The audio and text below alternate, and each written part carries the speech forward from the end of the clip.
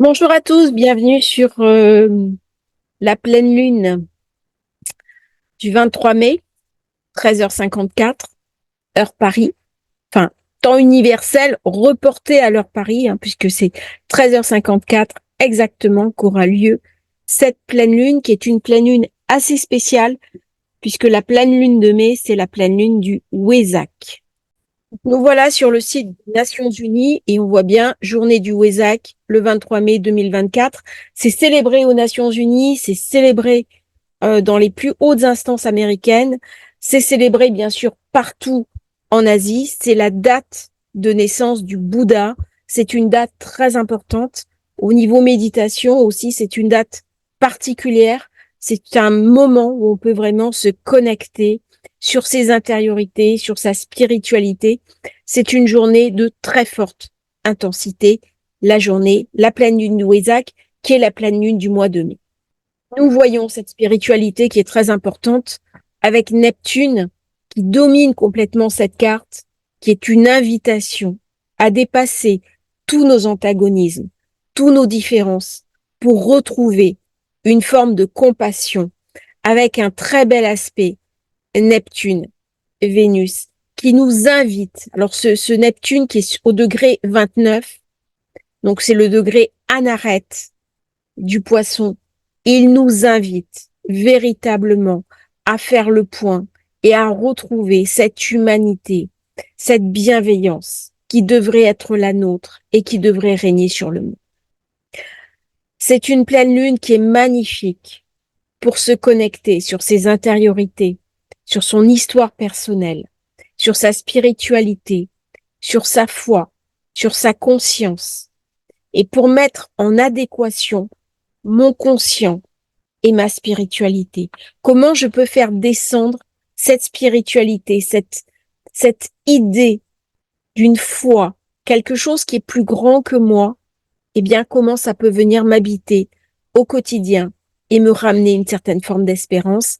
Eh bien, c'est la partie la plus noble de cette pleine lune à laquelle je vous invite tous à vous relier. Alors, que ce soit la foi, que ce soit la compassion, que ce soit les plus hauts niveaux de l'éveil, de la conscience, eh bien, la lune se trouve en Sagittaire, le Sagittaire qui est le signe du guide, c'est le symbole de celui qui nous conduit, c'est l'initié, c'est le maître initiatique, c'est aussi l'avatar, et Jupiter, pareil, se trouve sur le degré Anaret du Taureau. Et là, eh bien, c'est une pleine lune qui peut nous connecter, chacun de nous, dans notre intériorité, sur ce qu'il y a de plus sacré et de plus beau en soi. Alors de très beau, il y a aussi Jupiter avec Vénus qui fait un quasimi. Vénus se trouve complètement collée sur Jupiter, sur Soleil.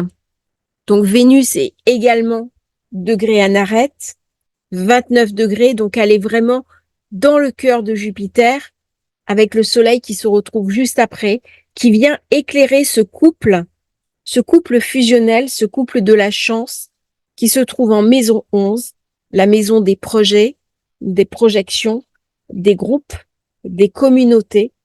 Et il y a quelque chose de très beau qui nous invite à cicatriser nos blessures, à aller au-delà de nos plaies, à trouver un nouvel équilibre et peut-être s'autoriser une guérison et s'autoriser à passer à autre chose. Alors Jupiter-Vénus, c'est une grande chance. Partout où il y a Jupiter-Vénus, eh bien, il y a quelque chose de chanceux qui arrive. C'est une période, la pleine lune vient éclairer certaines choses, elle vient éclairer les relations, elle vient montrer que quelque chose est possible, quelque chose d'une réconciliation, parce que il y a eu ces derniers temps, depuis la nouvelle lune en Taureau, beaucoup de séparations au niveau des couples. J'avais parlé de la dernière nouvelle lune qui, moi, ne m'avait pas du tout convaincue. Et autour de moi, il y a énormément de couples qui se séparent, qui sont en grande difficulté, en grande souffrance. Eh bien, c'est le moment de parler, c'est le moment d'échanger, c'est le moment de trouver un terrain d'attente et une conciliation.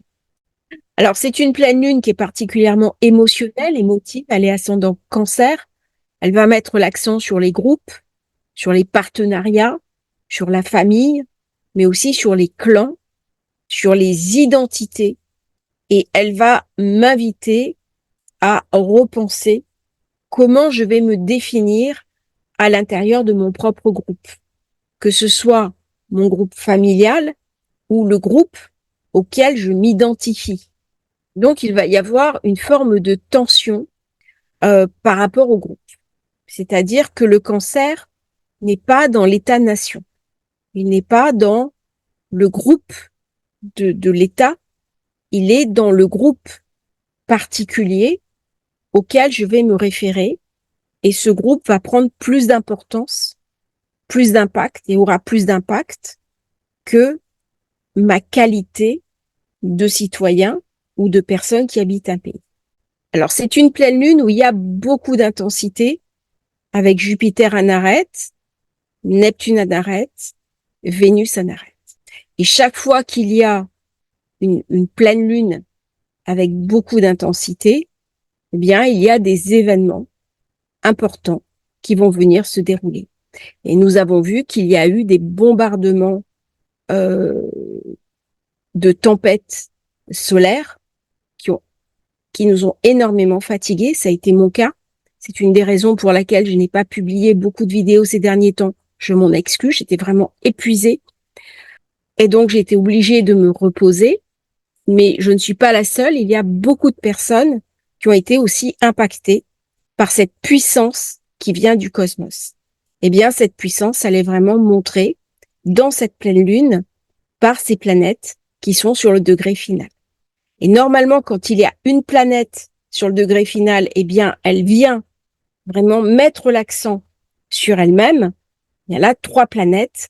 On peut considérer quasiment qu'on est sur un focus Neptune, Jupiter, Vénus. C'est-à-dire, c'est une invitation. C'est une invitation, soit nous sommes capables de regarder ce qui nous relie, de dépasser nos clivages, claniques et de nous relier en tant que personne, ou alors nous allons avoir un gros problème qui est Mercure, Pluton. Et Mercure domine le Soleil, puisque le Soleil vient de passer dans le Gémeaux, et il va bientôt dominer Jupiter, qui va rentrer dans quelques jours dans le signe Mercure. Alors avec Mercure, on voit cette alliance Gémeaux, Sagittaire, Jupiter qui est juste à côté du Soleil, Vénus, et j'ai bien sûr l'opposition Lune, Jupiter, Vénus, Soleil, et Jupiter qui est grandiloquent, qui est la chance. Eh bien là va venir se poser la question, il y a une différence entre l'idéal et la concrétisation de cet idéal.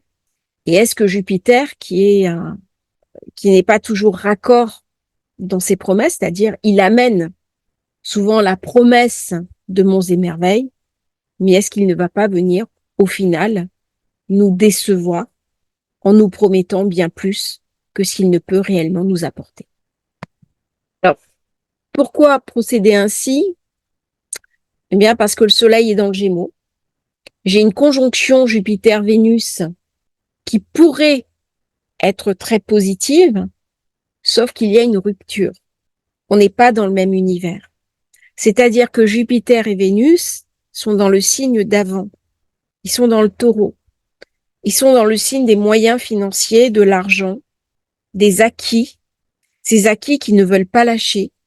Et le Taureau, il est déjà à côté. Il est dans le Soleil, est déjà à côté. Il est déjà passé. Et il vient me raconter une jeunesse qui est bouillonnante, qui est turbulente et qui est actuellement en pleine révolte, y compris en révolte armée. Et c'est ce qui est en train de se passer, notamment dans ma terre d'origine, puisque je suis originaire de Nouvelle-Calédonie. Et donc là, se vit exactement ce qui est en train de se passer au niveau de cette carte du ciel, un Mercure, donc une jeunesse essentiellement, qui a pris les armes et qui est en situation d'insurrection avec un Mercure carré Pluton.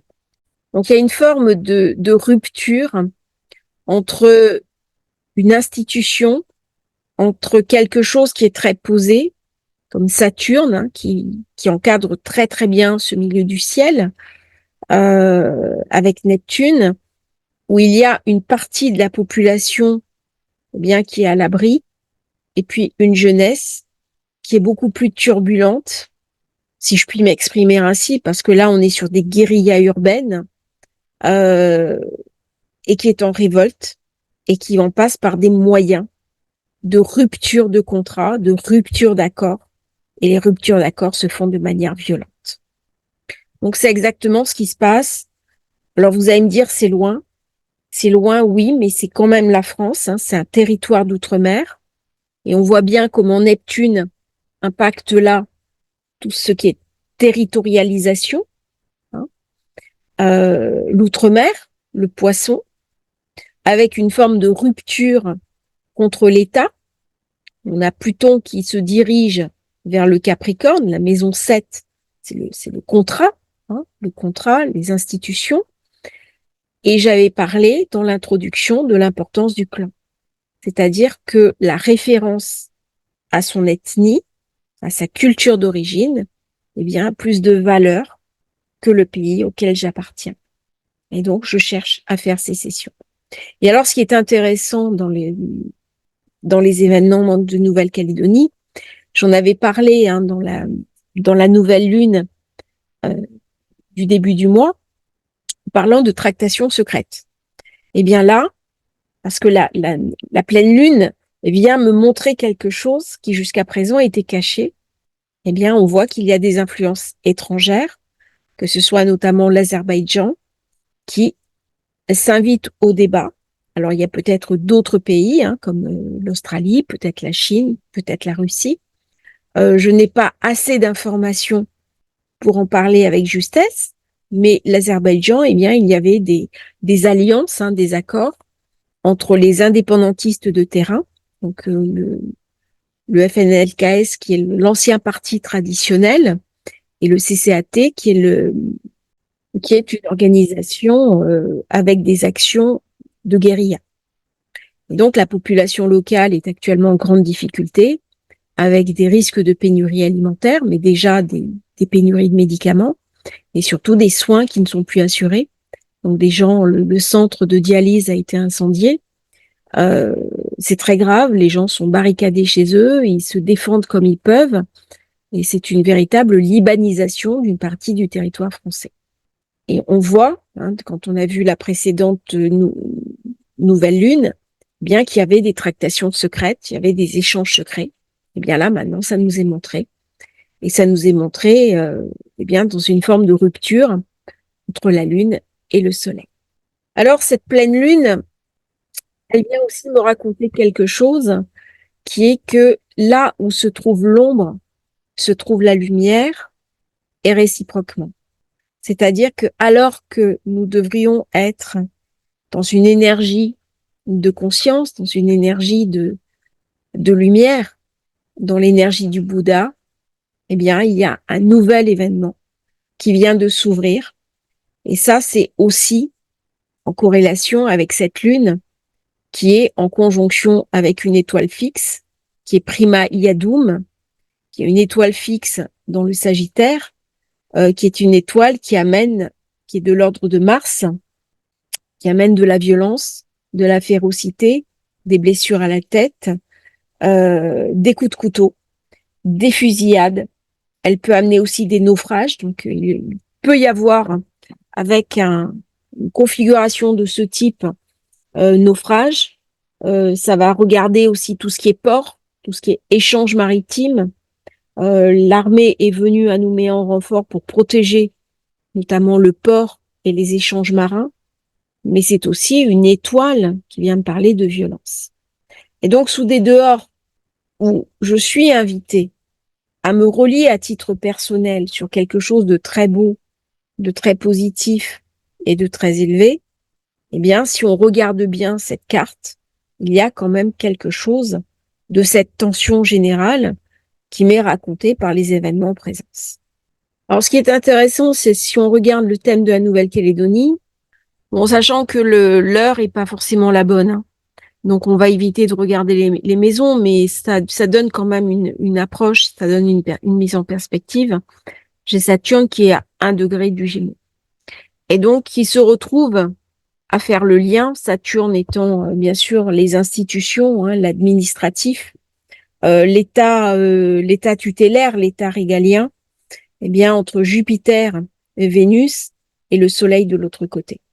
Et là, j'ai quand même quelque chose qui est un peu rugueux avec Jupiter qui va passer sur Saturne. Ça donne toujours une forme de confrontation. C'est pas une conjonction positive, hein. Il y a toujours de la tension quand Saturne et Jupiter sont en face. N'oublions pas que le fils a quand même détrôné son père de manière un peu brutale en lui ouvrant le ventre, hein. C'est quand même un archétype difficile et particulièrement cruel. C'est-à-dire, c'est la volonté d'abattre le père. C'est la volonté de le tuer. C'est la volonté de me désidentifier de lui. Et ça passe par le meurtre du père. Et en plus, j'ai Uranus qui est en taureau, avec la lune qui est dans le signe du Gémeaux, donc le soleil qui arrive ici, et qui est opposé à Jupiter dans le signe où elle se trouve actuellement.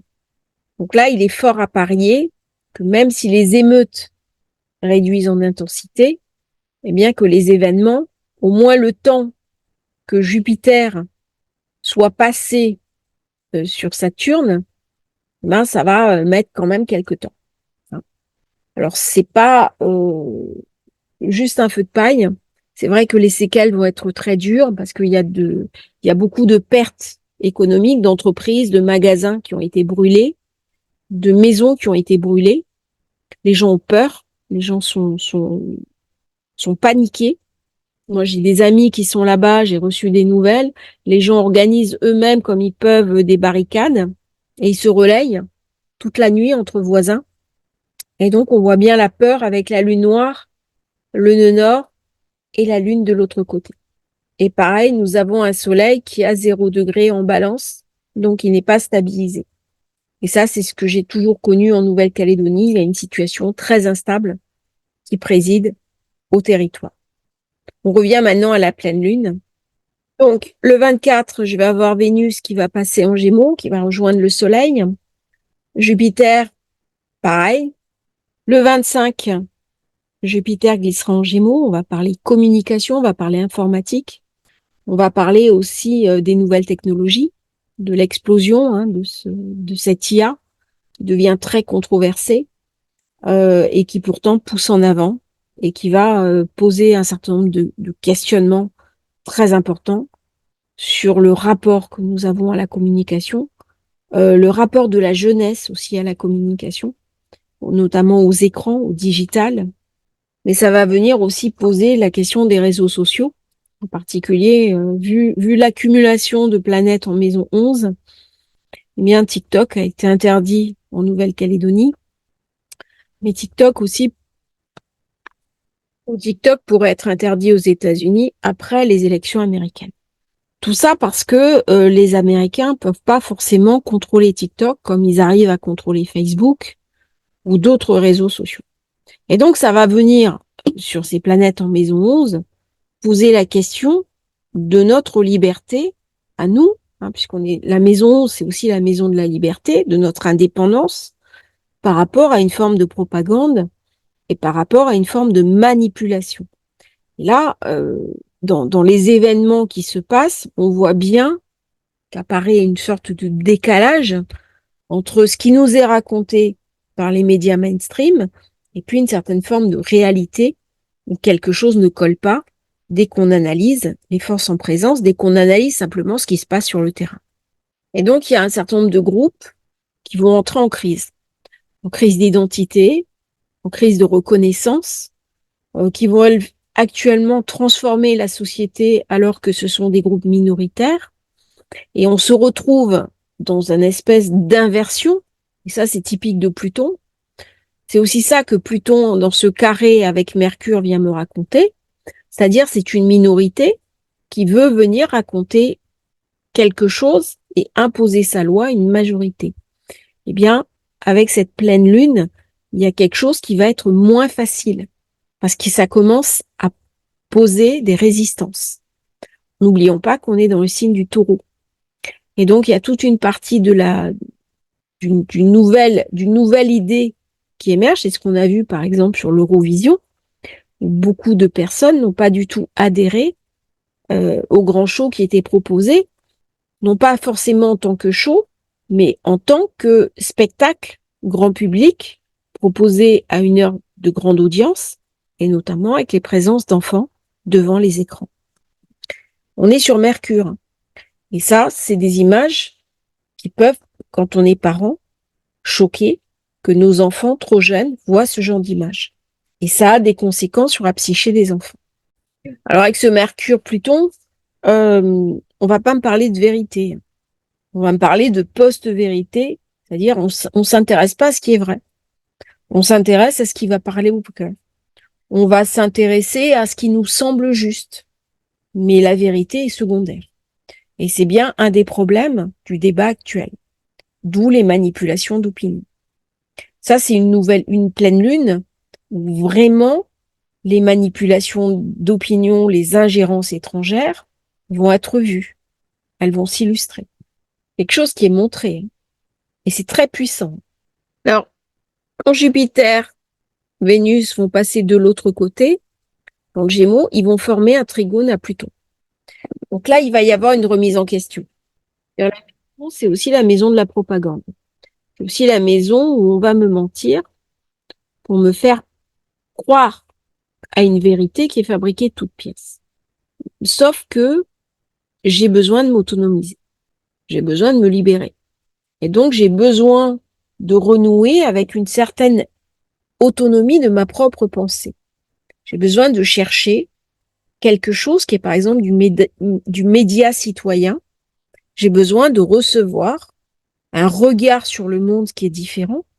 Et ça, c'est typiquement Pluton, qui va venir heurter mes convictions, heurter les convictions officielles. L'événement qui s'est passé, qui était important, et j'ai été surprise qu'il n'y ait pas plus de commentaires par rapport à ça, c'est le retrait du vaccin AstraZeneca, qui a été retiré du marché. Alors Pluton, il y a quelque chose de collectif. Il y a quelque chose d'une mémoire collective, d'une conscience collective qui se révolte. Et on voit bien, alors ça se passe souvent de manière violente, ça se passe de manière très dure, ça se passe de manière cruelle, mais on voit une jeunesse en totale perdition.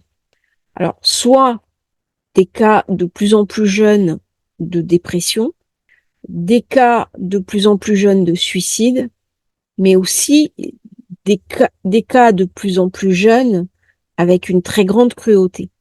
Donc, ils vont s'attaquer à d'autres jeunes dans des conditions assez barbares.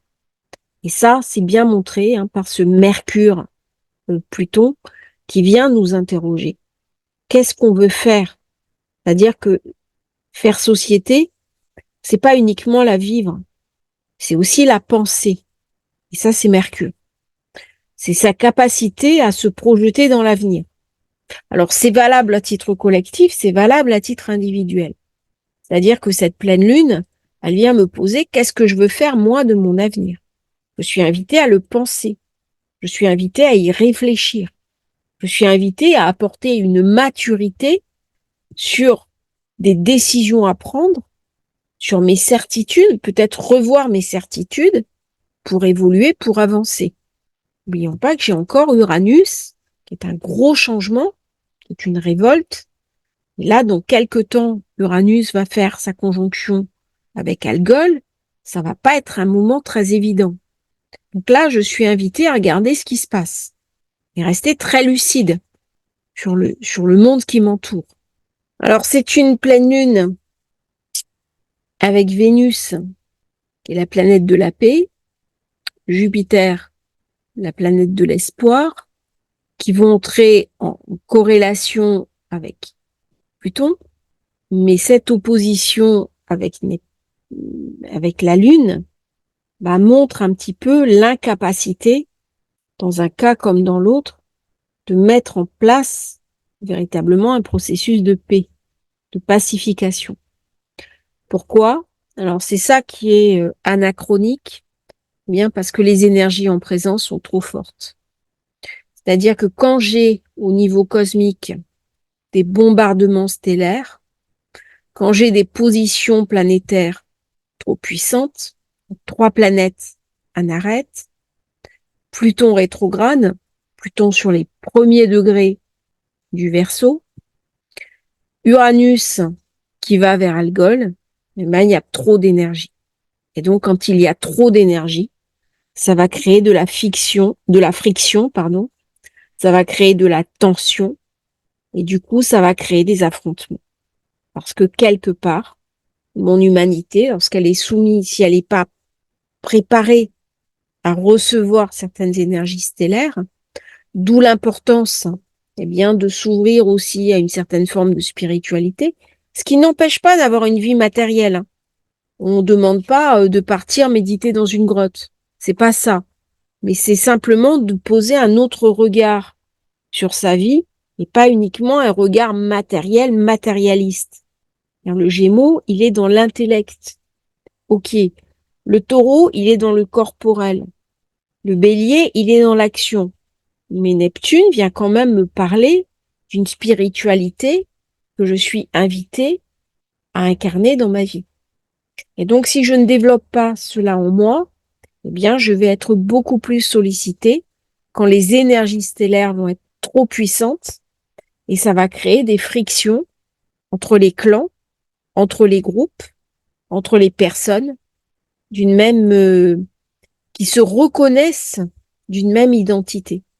Et du coup, ça vient parler de quelque chose de très personnel. C'est-à-dire que avant, c'était le groupe qui imposait à l'individu. Dans cette configuration-là, c'est l'individu qui va imposer au groupe. Alors, bien entendu, avec le Gémeaux, va se poser la question de la non-binarité. On se posait aussi les questions qui ont été vraiment montrées pendant l'Eurovision, qui est la transidentité, la non-binarité et l'importance, la visibilité de ces groupes particuliers. Alors, au niveau un peu plus prédictif, la Lune se trouve en maison 5, elle dirige l'ascendant. Donc, ça va venir me parler des enfants. Il va encore y avoir des problèmes sur les enfants. C'est un moment où les enfants, ils sont globalement, il y a des menaces qui pèsent sur les enfants. Il va y avoir aussi, par rapport à cette 5 qui tombe en Scorpion, ça met l'accent douloureux sur les guerres en présence, aussi bien au Moyen-Orient que Ukraine-Russie. Une des premières victimes de la guerre, bien sûr, ce sont les enfants, parce que c'est eux qui manquent du nécessaire et qui manquent aussi de l'équilibre psycho-affectif dont ils ont besoin. Et donc, ce sont souvent les premières victimes.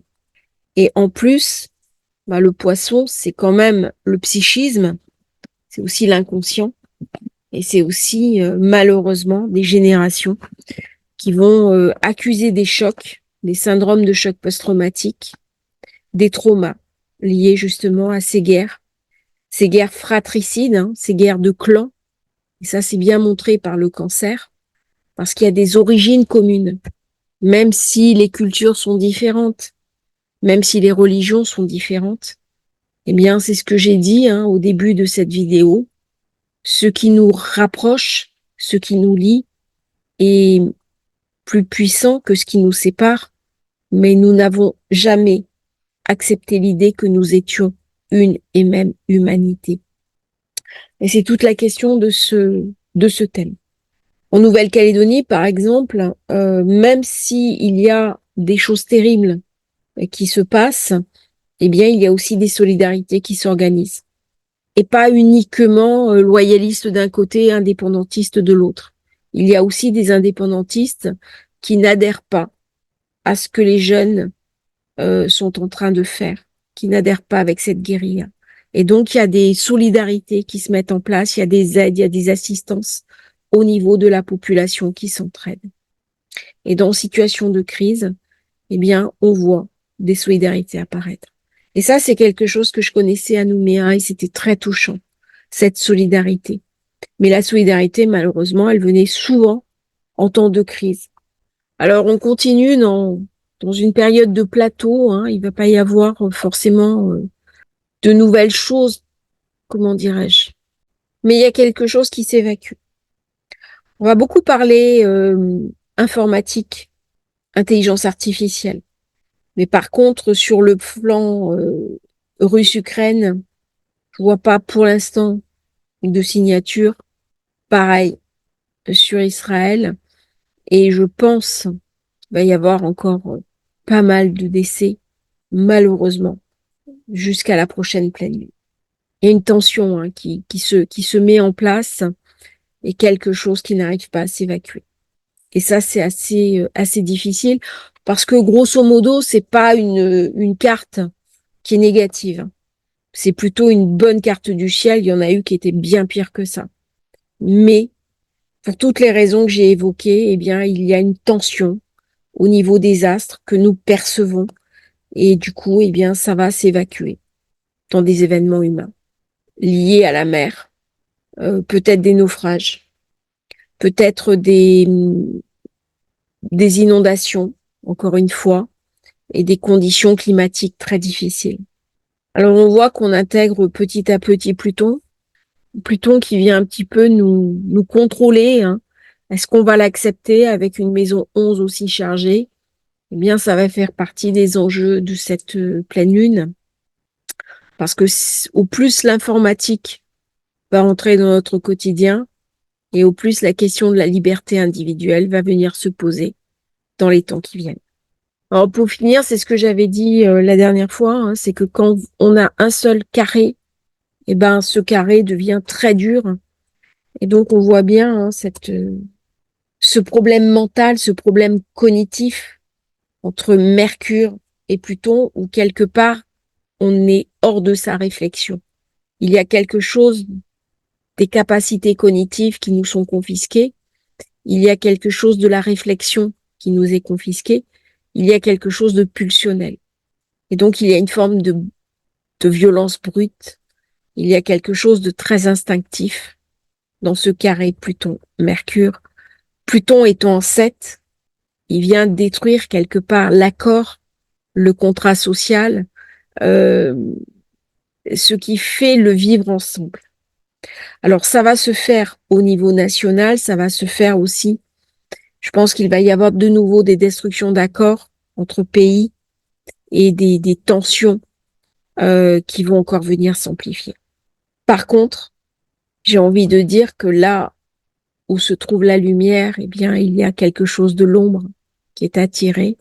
Et là où se trouve l'ombre, eh bien, c'est le moment de faire régner la pleine lumière. Je vous remercie d'avoir suivi cette pleine lune. J'espère qu'elle vous aura intéressé. N'hésitez pas à liker, à vous abonner à la chaîne. Et si vous souhaitez commander votre thème de naissance, votre révolution solaire, eh bien, vous avez le lien dans la description et je serai ravie de vous accompagner sur votre route des étoiles à travers cette pleine lune très émotive qui va venir nous questionner vraiment sur notre chemin initiatique, sur notre chemin spirituel et qu'est-ce que nous avons à faire au sens de notre incarnation. Je vous remercie d'avoir suivi ce module. À bientôt pour une nouvelle transmission sur Astrologie Facile.